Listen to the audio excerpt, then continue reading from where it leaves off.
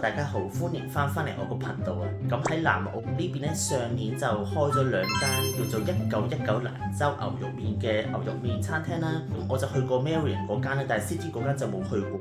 咁我有個朋友喺美國翻嚟，佢會留喺南澳一段時間啦。咁佢話好想試下呢間餐廳，咁所以咧今日就會同佢去 City 喺蘭州牛肉麵嗰間餐廳度食午餐咧，俾佢試下呢間1919蘭州牛肉麵餐廳嘅牛肉麵到底好唔好食咧？咁所以我哋事不宜遲啦，而家去搭火車入 City。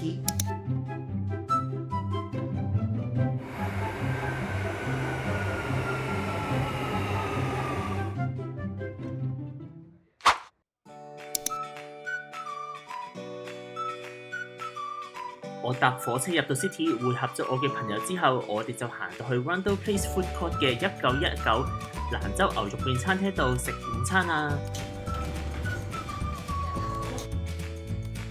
我個朋友就嗌咗個炸醬麵，另外佢加咗罐雪碧，我就嗌咗個 combo set， 我就揀咗呢個蘭州牛肉麵啦，亦都係佢本身跟嘅麵。咁另外佢就包一個涼菜同埋一個飲品，咁我就揀咗豬耳，同埋我就嗌咗雪碧。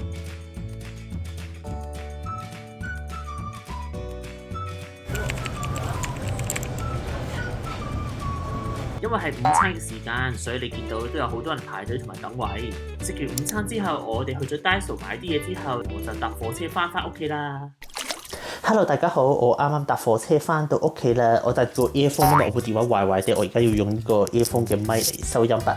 Anyway， 咁今日就同咗個朋友去1919蘭州牛肉麵呢間餐廳度食午餐啦。咁我個朋友就嗌咗個炸醬麵，而我咧就嗌咗個 combo set A。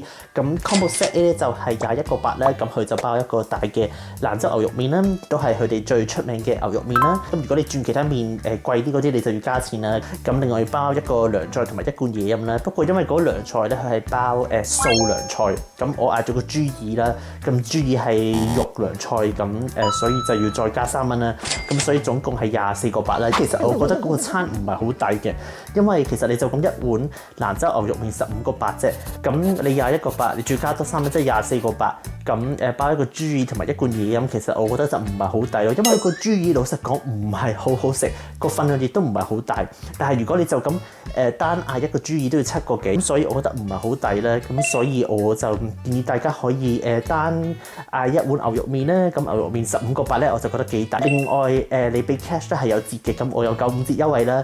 咁同埋佢嗰度嗰啲麵咧就全部都可以揀呢個麵嘅幼闊啦，冇氣添。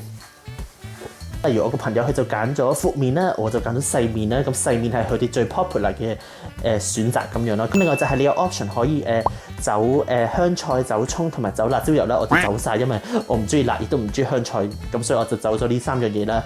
咁同埋記得去嘅話就帶 cash 係有折嘅，咁就抵啲啦。